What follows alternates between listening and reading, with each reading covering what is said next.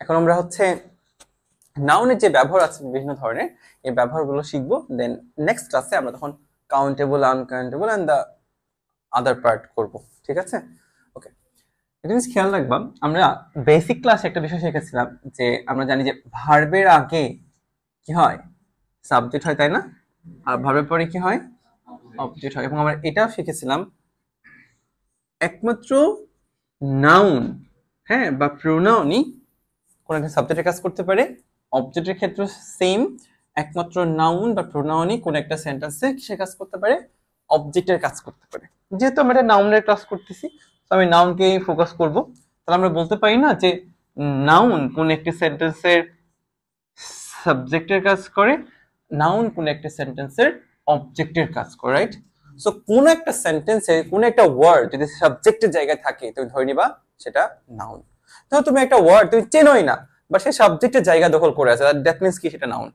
ধরো এমন একটা ওয়ার্ড তুমি চেনোই না, বুঝতেছো না এটা কি হতে পারে, নাউন নাকি অ্যাডজেক্টিভ নাকি ভার্ব, বাট তুমি যদি দেখো যে সেটা অবজেক্টের জায়গায় আছে তাহলে তুমি ভেবে নিবা যে সেটা কি, সেটা নাউন।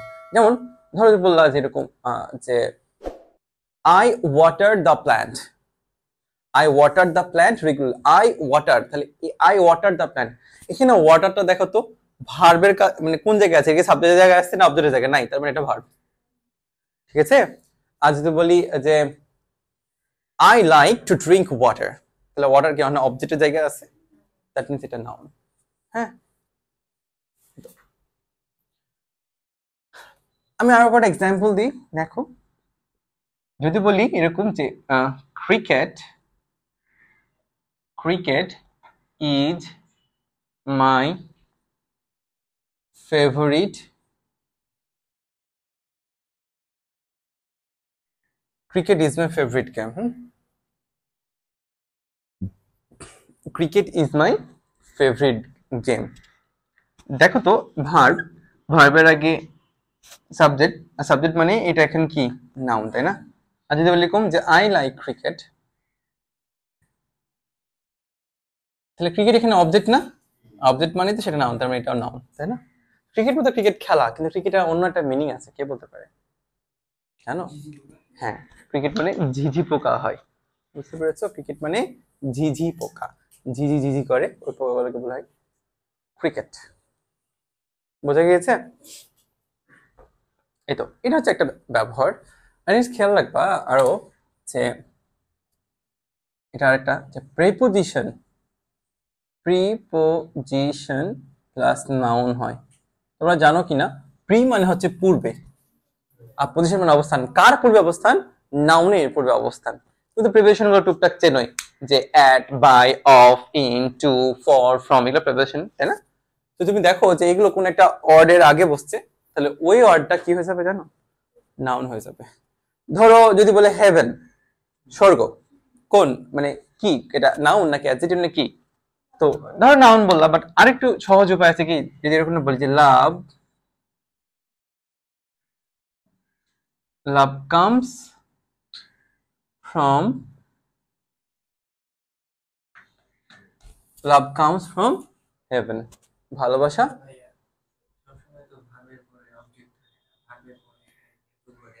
ওটা পুরোটাই একটা অবজেক্ট হিসেবে কাজ করে, এক্সটেনশন হয়ে যায়। হ্যাঁ, তোমাকে খুব বের করতে হবে কি বা কাকে যারা প্রশ্ন করে, যদি ওই উত্তরটুকু পাও সেটা অবজেক্টই হবে।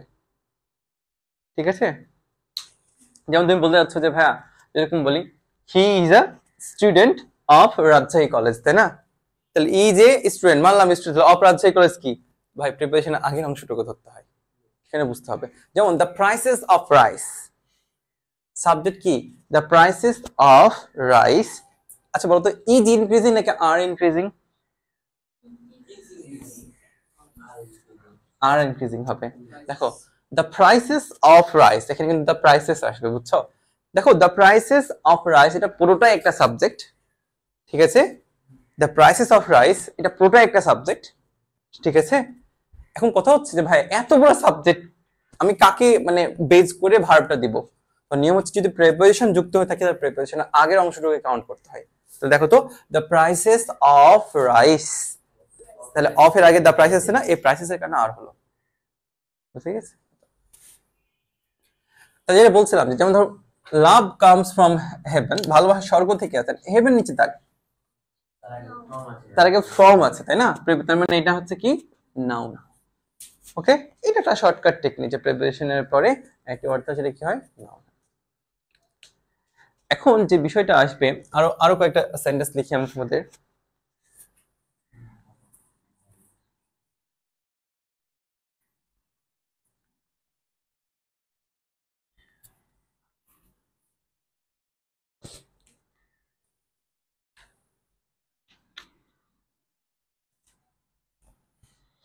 দেখো, রিডিং ইজ মাই হবি। আবার বলো না মানুষের এত বাজে হবে, হয় কি হবে, পড়া কি হবে হইতে পারে, ঘোরাঘুরি হবে, অন্য কিছু হবে। রিডিং ইজ মাই হবি, ঠিক আছে? এই রিডিংটা সাবজেক্টের জায়গা আছে না, তার মানে কি এটা হচ্ছে নাউন। আবার জিরান, জিরান মানেও নাউন এটা, লাইক। আর যদি এরকম বলি I like reading, I like reading, আমি পড়তে পছন্দ করি, আই লাইক রিডিং। এখানে রিডিং এর অবজেক্টের জায়গা আছে না, আমি কি পছন্দ করি, আমরা জানি যে অবজেক্ট কিভাবে কিভাবে বের করতে হয়, কি দ্বারা বা কাকে দ্বারা প্রশ্ন করলে। তাহলে আই লাইক রিডিং, আমি পড়তে পছন্দ, কি পছন্দ করি, পড়তে। তাহলে রিডিং এর অবজেক্টের জায়গা আছে, তারপরে এটা হচ্ছে নাউন, এবং এটা জেরান্ডও বটে। বুঝতে পেরেছো? আচ্ছা, এটা একটা গেল।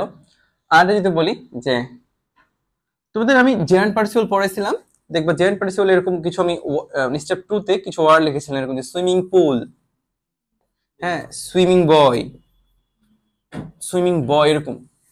এই যে হোক সেটা জেরান্ড, হোক সেটা পার্টিসিপল, সমস্যা নাই। এদের পরে যদি একটি করে ওয়ার্ড থাকে এরা নিঃসন্দেহে কি হয়ে যায়, নাউন হয়ে যায়। বুঝে গিয়েছে? এটা একটা বোঝার উপায়। আরেকটা হচ্ছে যদি এরকমটা বলি যে to read is my passion, পড়াই আমার প্যাশন, ঠিক আছে? এখন বলো তো টু রিড তো ইনফিনিটিভ, তাই না? কিন্তু সে বসছে কোন জায়গায়, সাবজেক্টের জায়গায়, দ্যাট মিন্স এটাও নাউন। তাহলে আমরা বলতে পারি না যে an infinitive can work as noun। বুঝতে পেরেছো যে an infinitive can work as noun। hope you clear এগুলো। এক কথায় সাবজেক্টের জায়গায় যে বসবে সে কি নাউন হতে বাধ্য, অবজেক্টের জায়গায় বসবে সেও নাউন হতে বাধ্য, ঠিক আছে? তো আরো আরো আরো কিছু টার্ম আছে যে যেগুলো, যেমন ধরো লিঙ্কিং ভার্ব বা ডিটারমিনার, যাই বলো না কেন, লিঙ্কিং ভার্বটা আমরা অ্যাডজেক্টিভ ক্লাসে করব। তো নাউনের মানে পার্টস অফ স্পিচ আইডেন্টিফিকেশনে আরেকটা মানে গ্রামার গ্রামার একটা অংশ আছে যেটাকে বলা হয় ডিটারমিনার। এই ডিটারমিনার একটু হলে হেল্প করে, বুঝছো যে ডিটারমিনার কিভাবে পার্টস অফ স্পিচ আইডেন্টিফিকেশনে হেল্প করে। এই মর্মে একটা ক্লাস আমার আপলোড করা আছে ইউটিউবে ভালো মতোই, পাশাপাশি আমি আবার দেখাচ্ছি। হ্যাঁ, তো দেখো যে ডিটারমিনারের পরে যদি একটি ওয়ার্ড হয় সেটা কি হয়, নাউন। দুটো ওয়ার্ড হলে ফার্স্ট অ্যাডজেক্টিভ পরে নাউন, তিনটা হলেই তখন ঝামেলা। এটা অ্যাডজেক্টিভ অ্যাডজেক্টিভ নাউন হতে পারে, এটা অ্যাডভার্ব অ্যাডজেক্টিভ নাউন হতে পারে। তাহলে আমরা এখন এই ডিটারমিনার ক্লাসটা করে চলে যাব, ঠিক আছে? তাহলে সবাই লিখো ডিটারমিনার।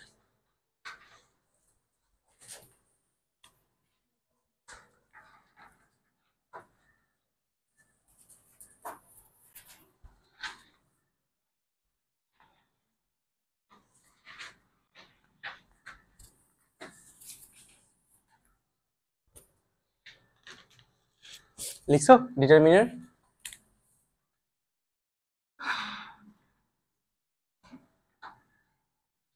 ডিটারমিনার আমরা দেখেছিলাম ডিটারমিনার মানে হচ্ছে কি, যে সকল শব্দ, দেখো যে সকল শব্দগুলো দ্বারা সংখ্যা, যে সকল শব্দগুলো দ্বারা সংখ্যা, পরিমাণ,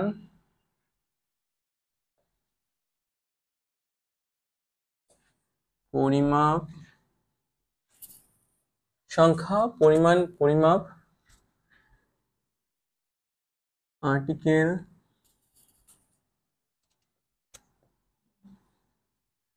ডেমনস্ট্রেটিভ,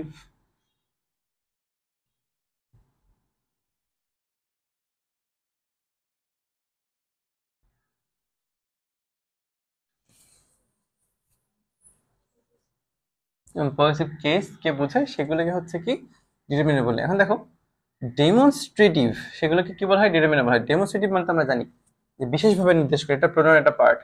এটা হচ্ছে কি দিস, আর এটা হচ্ছে কি দ্যাট, তাই না? দিস এর প্লুরাল ফর্ম কি? দিস। আর দ্যাট এর প্লুরাল ফর্ম কি?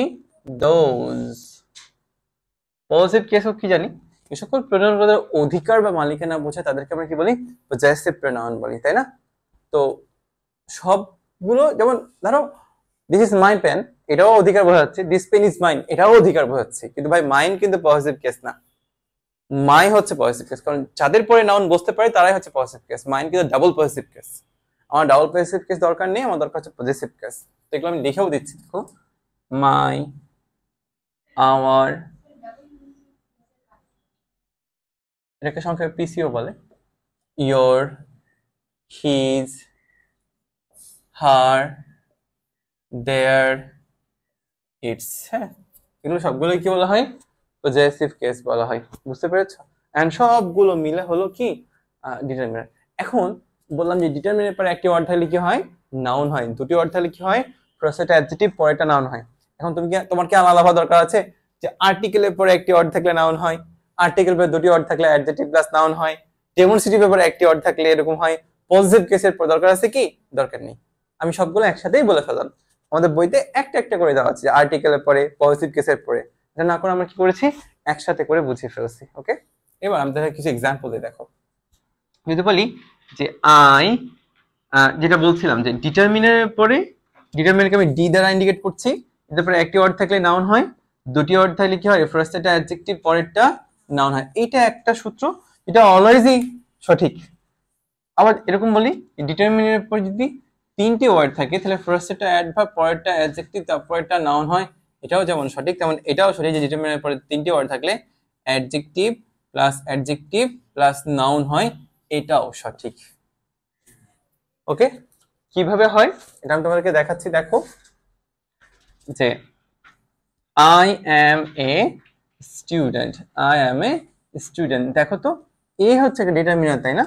তাহলে এরপরে একটা ওয়ার্ড আছে, তার মানে কি এটা নাউন। যদি এরকম বলি I am A college student, college student, ঠিক আছে? তাহলে দেখো তো এই যে এ আছে, যদিও কলেজ এটা নাউন, বাট এখানে অবস্থানগত কারণে সে কি হয়ে যাবে? অ্যাডজেক্টিভ। এটা হচ্ছে নাউন, কারণ আমরা জানি যে পার্টস অফ স্পিচ নাউন বা প্রোনাউন সম্বন্ধে যখন তথ্য প্রদান করতে পারে সেটাই হচ্ছে অ্যাডজেক্টিভ। যে পার্টস অফ স্পিচ নাউন বা প্রোনাউন সম্বন্ধে তথ্য দিতে পারে সেটা হচ্ছে অ্যাডজেক্টিভ, কোনো কথা হবে না। কিন্তু বলে আই হ্যাভ এ পেন, এটাও একটা অ্যাডজেক্টিভ, কারণ সে পেন সম্বন্ধে তথ্য দিচ্ছে। দিস ইজ মাই পেন, মাইটাও একটা অ্যাডজেক্টিভ, কারণ সে মাই সম্বন্ধে তথ্য দিচ্ছে। ঠিক আছে? আচ্ছা, এখন তাহলে তিনটার ক্ষেত্রে আমি একটু দেখাই।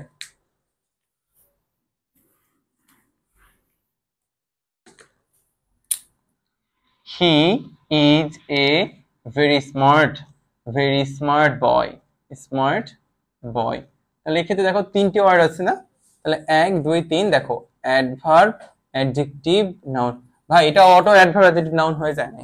এখন যখন তিনটা চলে তখন তোমাকে বেসিক টার্ম বুঝতে হবে যে এটা কেন অ্যাডভার্ব হয়েছে, কেন অ্যাডজেক্টিভ। কারণ আমি একটু আগে বললাম যে পার্টস অফ নাউন সব তথ্য দেবে সেটাই কি বলা হয়? অ্যাডজেক্টিভ। কেমন বয়? স্মার্ট বয়, এই যে অ্যাডজেক্টিভ। আর অ্যাডজেক্টিভ সম্বন্ধে যে তথ্য দেয় তাকে কি বলা হয়? অ্যাডভার্ব বলা হয়। কেমন স্মার্ট? ভেরি স্মার্ট, তাই এটা অ্যাডভার্ব হয়েছে।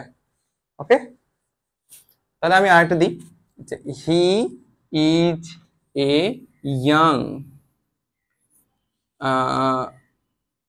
English teacher, English teacher. এবার দেখো তো কি হবে? অ্যাডজেক্টিভ নাউন হয়ে গেল। কেন হলো জানো? যে টিচার সময় তোমরা তো হচ্ছে কি ইংলিশ, তাই এটা অ্যাডজেক্টিভ হয়েছে। এবার বলতো ইয়াংটা কি ইংলিশ নাকি টিচার? তার মানে ঘুরে এসে নাউন সহ তথ্য দিল না, তাই এটা অ্যাডজেক্টিভ। বুঝতে পারলা? এই কানা হাফেজের মতো অ্যাডভার্ব অ্যাডজেক্টিভ মেরে দিলে হবে না।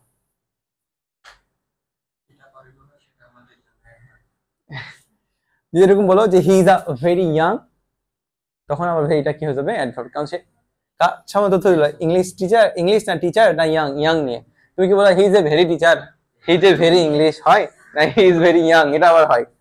বুঝে গেছে? নাউনের পূর্বে কখনোই অ্যাডভার্ব বসতে পারে। নাউনের অ্যাডভার্বের অক্ষমতা হচ্ছে সে নাউনের প্রোনাউনকে হি ইজ ভেরি হবে, মানে নাউনে অ্যাডভার্বের বড় মানে মানে অদক্ষতা, এটা বলা যেতে মানে অক্ষমতা বলতে পারো, যে সে নাউন এবং প্রোনাউন সম্বন্ধে তথ্য দিতে পারে না।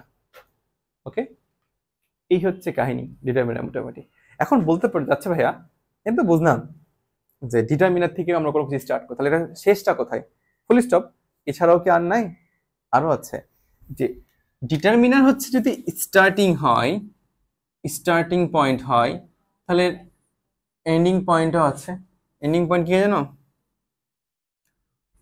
ফুল স্টপ, এটা একটা এন্ডিং। হ্যাঁ, প্রেপোজিশন, এটা একটা এন্ডিং। ভার্ব, এটা একটা এন্ডিং। অ্যাডভার্ব, এটা একটা এন্ডিং। তারপরে কনজাংশন, কনজাংশন এটাও একটা এন্ডিং। এগুলো সবগুলো হচ্ছে কি এন্ডিং পয়েন্ট। বুঝছো কেন বললাম? দেখো যদি এরকম বলি যে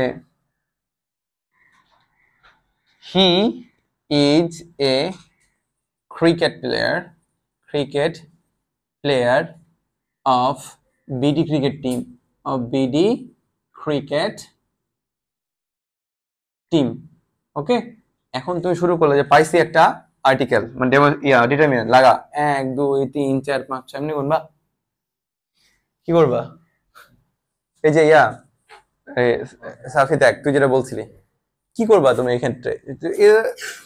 is a cricket player of BD cricket team, সবটি করা শুরু করবা? নো। এই যে ডিটারমিনান্ট, এটা তো ফুল স্টপ। এর আগেও কি কোনো এন্ডিং পয়েন্ট আছে? আছে, প্রেপোজিশন। প্রেপোজিশন তাহলে কি আমরা বলবো কি, ডিটারমিনার এবং আর্টিকেলের মাঝে দুটি ওয়ার্ড থাকলে কি হয়ে যাবে? ফার্স্টটা অ্যাডজেক্টিভ, পরেরটা নাউন। এখানে খেয়াল রাখতে হবে। যদি ভার্ব দিয়ে দিই, a rolling stone gathers no moss, a rolling stone gathers no moss. এই যে পাইছো এ, 1 2 3 4 5 6 গোনা শুরু করবো? নো। এ হচ্ছে ডিটারমিনার, আর এন্ডিং এর মধ্যে একটা গ্যাদার্সটা ভার্ব না? ভার্বটা এগুলা করো। তাহলে ডিটারমিনার আর ভার্ব দুটি ওয়ার্ড থাকলে কি হয়? ফার্স্টেরটা অ্যাডজেক্টিভ, পরেরটা নাউন। ওকে, এটাও বুঝতে হবে। এই ছিল অবস্থা। তো তোমরা একটু বইটা খোলো, বইটা খুলে দেখো যেখানে প্রিভিয়াস ইয়ার্স কোয়েশ্চেন্স দেওয়া আছে 4টা। দেখছো? প্রিভিয়াস ইয়ার্স কোয়েশ্চেন 4টা। তো এই 4টা কোয়েশ্চেন হোমওয়ার্ক বাসা থেকে করে নিয়ে আসবা, দেন বাকি ক্লাস শুরু করবো। তো আজকে মতো